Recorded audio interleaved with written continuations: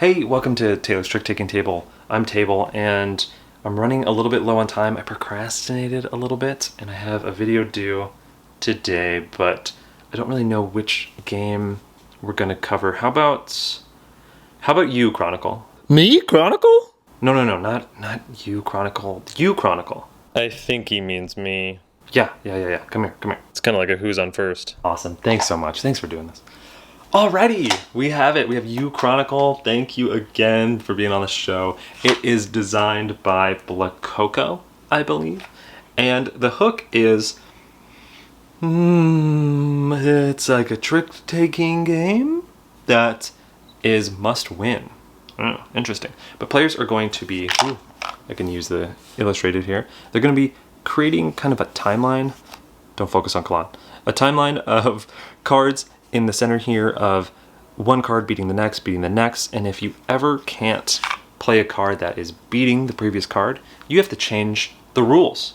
You have to change the trump suit, or maybe the trump number, or whether it's actually sixes that are stronger as opposed to ones, or the other way around. So it's an interesting game. I'll go to the table and give you a little bit better detail, but it reminded me of another Tokyo Game Market release, because they're both Tokyo Game Market releases. This one, I think it's called Victory, a Citizen's Obligation something. I'll put up the title there. But these are both just in for one of our final installments of Just in June. Now, Just in July. Wonderful how it works like that. But the games both do something to where you have to be beating the previous card. They do it in interesting different ways. Different success ratios, for sure. And this one is, I think, by Joyful Games. So we'll compare and contrast, and then we will go to final thoughts. But first, I just want to say thank you so much, 1955 subscribers. I thought it'd be so much fun to cover the game we're going to give away today, which is You Chronicle. So if you would like a copy of You Chronicle, please just let me know down below. I never prepare these questions, but I've been thinking about this question a lot. Me and my friends, we have an interesting kind of back and forth on who we think in the world. This has nothing to do with trick-taking, by the way. This is just a random history question that I like to ruminate on. Who do you think in the world, when they were alive, that most people knew of? I hope that makes sense. And you can go by percentage, or you could go by quantity. I think quantity skews to where it's probably a more modern person. I like percentage. The percentage is interesting. So is it Caesar? Is it Michael Jackson? You know, who knows? So the question again is, which person, when they were alive, were known by either the highest percentage of people or the greatest number of people? Crazy question. I think it's fascinating. And show your work. This isn't just answer equals 42. I want some responses. If you're getting your Chronicle, you got to give me your Chronicle. So let me know if you want your Chronicle. Thank you so much for 1955 subscribers. That's absolutely wild. Let's go to the table and I'll show you how to play these two wonderful games. I'll show you how to play these games. Woo! The deck in You Chronicle is 1 through 6 in 5 suits. Here we have the game set up for 3 players, and on this starter basic mode, there's another side for the advanced mode, which I'll teach in a little bit, and there is a way to play with 2 players, which I'll also teach later. The setup for 3 is each player is going to get dealt 10 cards, so that's the whole deck, and the start player is just going to lead into the trick. Tricks are going to be kept face up, no one's going to take them, there's going to be kind of like a history of the trick, as you'll see in a little bit. And also, after you play a trick, you always have to be winning. But let's jump into the card play to see how that works. So the dinosaur player down here, they can play any card they want to the first trick. Let's just say they led with a 1 blue. So the leader of the trick will always play to the top, and the next player in the trick will then play below. So you're going to have kind of like a waterfall of cards. Looking at this player's hand, they could play the 6, because as you can see, the 6 is winning. You always have to be winning when you play a card. That's a huge part of the game. Every time you play a card, judging by the current rule set, you have to be winning. Since to play that 6, they have to say that 6s are stronger than 1s. They're going to put this bead down on the bottom here. So let me show you a little bit more detail. You can see this card with priority to the top is showing that rank can be either 1s are the highest, going down to 6, or 1s are the weakest, going up to 6, so 6 are the strongest, and also the possible trump suit. The player who just played that 6 over there is now going to say 6s are stronger than 1s. They're going to put the bead right there. They don't really care about the trump suit right now, so they're just going to leave it. So that goes back down. And then the third player, when it's their turn to play, they know that 6s are stronger than 1s, and the suits only go to 6, so they're going to now have to handle the trump suit part of the game. Because again, once you play to any trick, once you play any card, it has to be winning.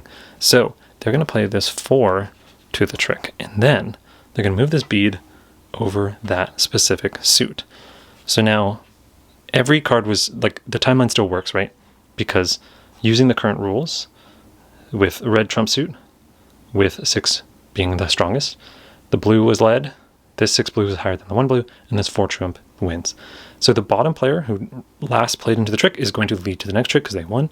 And this is always going to happen because it's just kind of a waterfall. So like this player who just won is going to lead here, that player is going to lead there, and the top left player will then play here, and then they'll lead to the next one. Players are always kind of just moving who wins around and around and around. With a flow like this can continue. You can, again, play whatever card you want if you have the lead. So say the square dinosaur over here played that. And then when it comes to this dinosaur, they're looking at their hand, and they have kind of higher dinosaurs, so maybe they play that.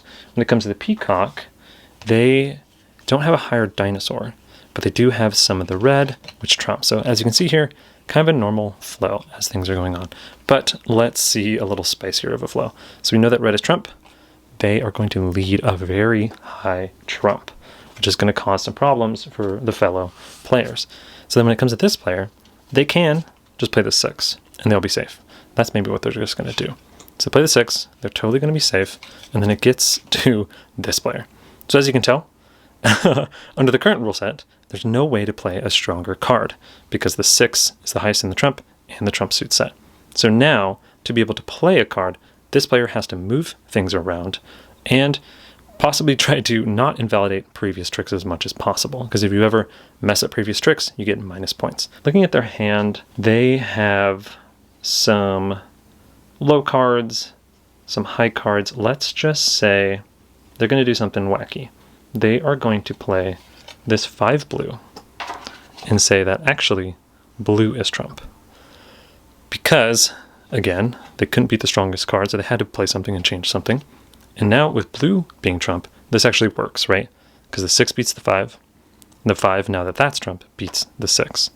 However, if you look back here, notice how the 1 lost to the 6 and then the 6 lost to the 4. The moving trump from red to blue invalidated this trick. Likewise over here, this was a high green, and it lost to this card, which was trump then, but now that we changed it, this trick isn't working either. So whenever a player invalidates the previous tricks by doing something that changes it, they have to right their wrong. In the basic game, how that works is they name either a number or a suit, and they have to flip all those showing cards in that number or suit until things are right again. This player over here could say red, and they would flip this one, this one, this one, and this one. What that would mean is that this first trick only had 2 cards, one low blue, one high blue, so that still works with the suits being, trump and then high 6. Then this trick over here would be 1 green and a 4 green. That also still works. And then down here would work because these would both be flips and there would only be 1 card in the trick, which totally can happen. However, that would mean that player down here would get 4 minus points because you lose points for every card you flip. So they're going to do a little bit differently. They're going to call out 4s, and so you flip every single 4, and then they're going to call out 3s. So they're going to flip that 3. So now all the tricks are still valid. As you can see, this was led this, and then 5 trumped in because 5 is blue. This was just trump, a low trump and a high trump. That's fine. And this is just the card. It was just alone in the trick, and that is totally fine. So as you can see now, the history shows that none of the tricks were invalid, and this person was able to play. So that's a huge part of the game, is you're just going to be going through tricks, trying to play, always making sure what you play is winning, and then losing points if you ever invalidate previous tricks. So let's go to another example. The bottom left player played a 6 and it's coming to the peacock. So notice that the peacock doesn't have any blue, so they can't just trump in and go on their merry way. So sadly, they have to change a little bit of the rules. They have really low cards, and they could move it to maybe yellow. If they played yellow and move the trump to yellow, they could just say 5s and then only lose 2 points, or they could say blues and lose 3 points. That could be okay, but maybe they want to set themselves up for having low later. They are going to actually play a 3 and then say low beats high. So they didn't move the trump, which is super interesting. But, however, they now have this being invalid, because the 6 beat the 5, and this being invalid. So they could now say 6s. So this flips, and this flips. So they do lose 3 points. But now, as you can see, the 5s still work, because this was trump and this was not. And now things are low, which maybe works for their hand in the future. And then finally, this player, they can just play a blue because blue is still trump. So this is just going to go around and around and around, and players are only going to play 9 tricks, so they'll have a card left over. And again, you're just going to keep track of how many cards you flipped. You can, if you want, just take the cards you flipped, and then you can count those as minus points. That's what they say to do in the game. It's also fun to see, because you're going to have 9 tricks out here, 3 by 9, and notice which animals made it along this history of extinction. So you play rounds per player in the game, so 3 rounds of this, and whoever has the most points wins. Again, scores will mostly be negative because you lose points every time you flip a card. Important thing, you can always move 2 of these marbles if you want. Like, let's say you want 6s to be higher and you want to move trump. That's totally valuable. And you can also say there's no trump and move the marble off the card. Here we have the game set up for 2 players, so each player gets 10 cards each, just like original, but the 10 extra cards are going to go off into this deck up here. And so for every trick, neither of the players are going to be the person who just plays to the start of the trick. That's always going to be the deck. So you're just going to flip over the top card of the deck, and then, this player is going to try to play to make it valid, and then the next player is going to try to play and make it valid. Oh, that works. Perfect. And then the deck is just going to flip over to the next trick. So the deck is always going to lead to the trick. For the expert mode, there are 2 main changes. First is when you flip the card over, you now have a trump rank. So if you're familiar with Nikos Dice or any game like Moo or Vashtik where there's a super trump, that works the similar way. So you still have the rank, you still have the suit. However, beating both of those is now the trump rank. Let's say it was picked, 1 mammoth and 6s beat 1s. The strongest card would be the lead suit, then the trump suit, so the highest in the trump suit, and then the 1s. The 1s beat all the trump suit, except the 1 in mammoth acts as like the strongest card in the game, super, super trump. So how it works is the 1s, if there's multiple 1s played, act as the later wins the strength. So for now, let's do a good example where, let me move this up so you can see, if the marble is placed on like the 3, and what's working here? Red, and then let's say it's lowest and move these around just so I can keep this example clean. An example of the trump number, if it's the same, so say it was lead 3, which is trump, the next 3 would win, because if it's ties, it's later. But if it was the red 3, that is the strongest. So no 3s could come back here and they would have to start changing things. Which leads nicely into the second difference in expert mode is how you change things and how you get negative points. So instead of naming a number or a suit and then just sweeping all those across the board and flipping every single one and losing points that way, you now actually just name 1 card at a time. And it can be any card that isn't in the current trick. So, for example here, let's say one player played the 3 of trump, which is by the super trump and can't be beat. Something needs to change, right? So let's say, just for example, this player wanted to play this 3. So to get that 3 to work, maybe they move the trump to blue. So then that would mean this didn't work, and this didn't work. So then they would only lose 3 points instead of like saying red or 5s and 1s or whatever they had to flip. You get less points, but the restriction is kind of brutal in terms of the current trick. If they couldn't play this at all, like let's say they just had cards that would not work for them. Like maybe they have a card, I don't know if this is a good example, but maybe they have a card that just no matter how much they move this, they can never place it down. That means, because again, you can't alter the current trick in the expert mode, there is an extinction event. So the player who triggered the extinction event has to go through all of the pass and flip everything until there's only one card remaining in all of the previous tricks, including the current trick. So maybe they play that and flip that and that. So brutal. They're going to lose a ton of points. It's wild. I've definitely seen it happen. But essentially, this now lets them, change this to be whatever they want, or, nothing. And that is how it kind of resets if there's like an impossibility. But that's how to play expert mode. The deck in Citizens Victories at Duty is actually just a standard deck. So it's ace low up to king and then 4 suits. Here we have the game set up for 5 players. So this game does go 2 to 9.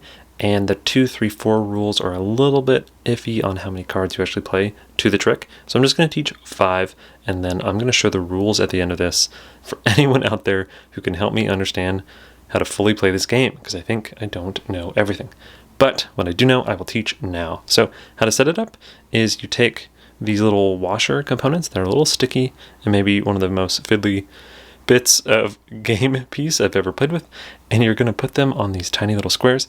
This is numbered 1 through 32, where every third square is yellow, and you're going to want to put 1 on each one, and then you're going to want to put 2 on each yellow space, and repeat that all the way down. We just found that we like to have just a marker of which square is the next to be taken from, and then just move it every time it gets taken from, which that will make sense in a game. Then you have this suit hierarchy and high or small hierarchy, which I'll also explain in a little bit. It starts on spades and big.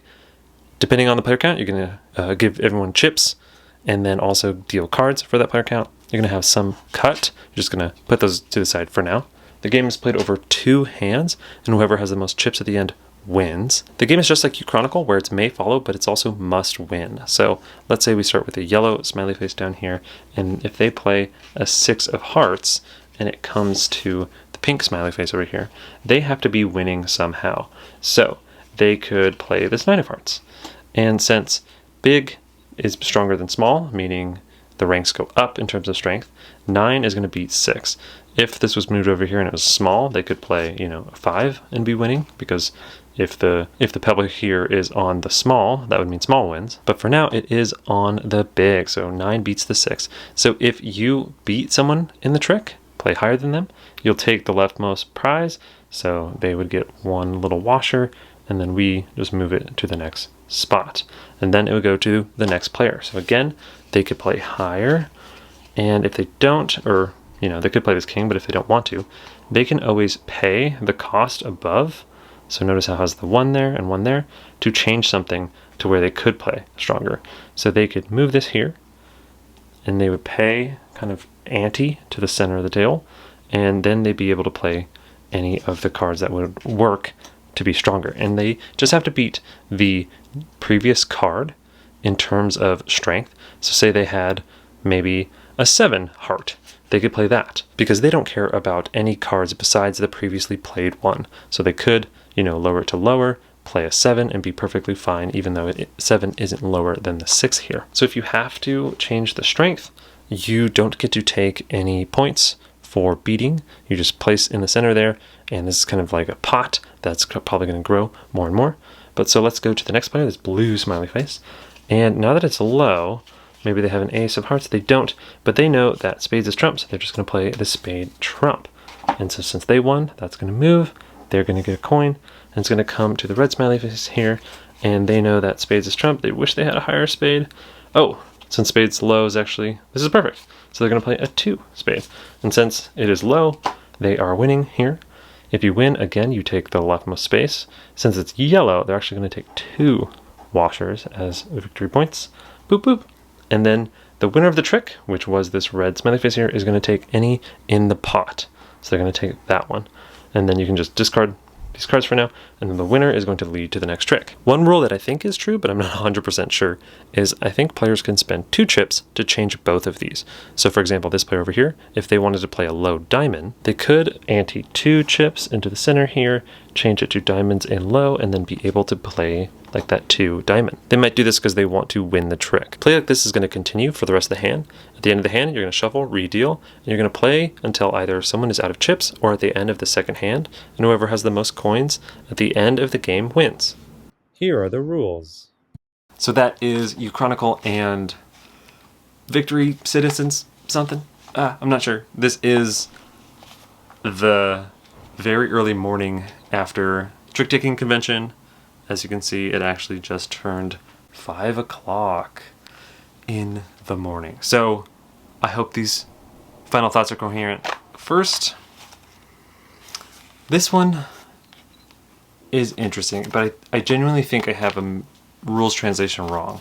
I've said this before, but whenever I play translated games and they just don't quite work, there's always that fear, right? That the translation was incorrect or we're missing just like one thing. And this one feels a little bit that way. It feels strange that the last person in the trick will always just be able to spend a chip or 2 to change trump like they have to, and then win the trick and then take all the chips they spent. So it's almost just like what you would always do. So that seems a little suspicious. And then also the fact that you have to set up that initial card with all the tokens, those tiny little tokens, on every single spot and then 2 on certain spots is maybe the most fiddly thing I've ever had to do ever in like any board game ever, because the washers like stick to each other, they're really tiny, so pulling them off is brutal, getting them around is brutal, like giving them, sliding them across the table is brutal.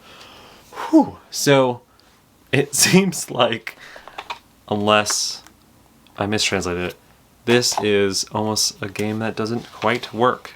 So we'll skip that review for now. Anyway, on the brighter side of kind of the same idea, where you always have to be winning in kind of like I think the obvious comparison is Red 7. In kind of a Red 7 format is Uchronicle, which I think does it so much better. And it's interesting. So again, we've kind of said on the channel before, a huge debate in this genre is so much of, is this a trick-taking game? I don't think many other genres hit this as much. Like dexterity, you can kind of know if you're playing a dexterity game if there's dexterity in it. Or I think a deck building game, you kind of know what you're playing if you're playing a deck building game or not. With trick-taking, there's so much of, is this a trick-taking game or not, that I think it's a bit of a less interesting question if it feels like such a different game.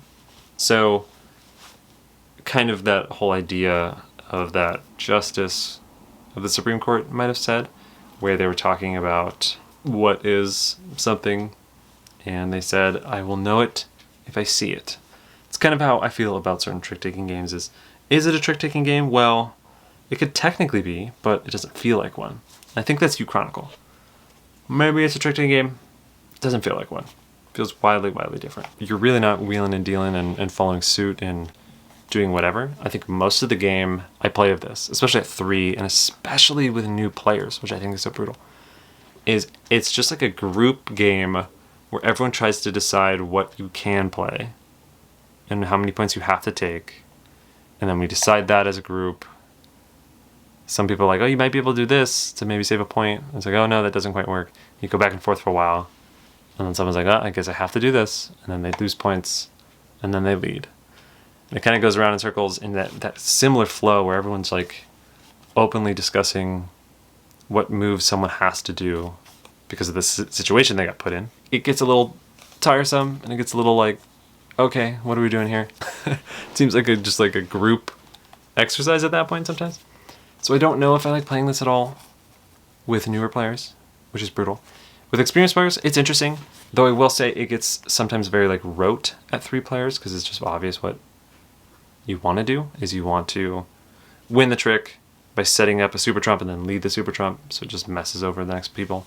that move just seems like kind of classic, and what happened just a lot, because it just makes other people take points. It's kind of the MO of the game. So this is, first off, all on the expert mode. All this feedback is all in the expert mode, because I think the beginner mode isn't my favorite. And I know people who rate this like a 10 and a 9 on BGG who also say like, I wouldn't really play the beginner mode or teach it. I would just go right into the expert mode. Expert mode is the one that has trump and number. So this game is interesting because there's like 4 different things. It's like 2-player and 3-player, which I think are very distinct, and then expert and beginner. So it's like a Punnett square of how you can play. But my favorite of the Punnett square is 2-player expert mode. I think at 2, with that random lead, you get less predictable patterns that I think I saw a bit too much of at 3. At 3, you kind of get the same things, and it gets kind of boring to just kind of go through the motions. At 2, it has a little bit more pizzazz, a little more flavor, a little more random input, so that when you're the one interacting with that, you get presented with more interesting situations, as opposed to like kind of a little bit of the same old when you played at 3, just because there's just obvious moves sometimes. I think a huge thing to do at 3, again, is just to set yourself up to play the auto trump and lead the auto trump to make someone have to change something and then take some points. Whereas in 2-player, since a robot is always leading, or like a dummy player is always leading to the first strike, you don't get those super trump moments, and you have to be a little bit more flexible. I think it's a little bit more interesting at 2. Again, take this with a grain of salt. I think it is a fun little puzzle. I don't know if I played at beginner ever again, because I think it's just a little too light, and you can it's not really too easy to plan, and just much less choice.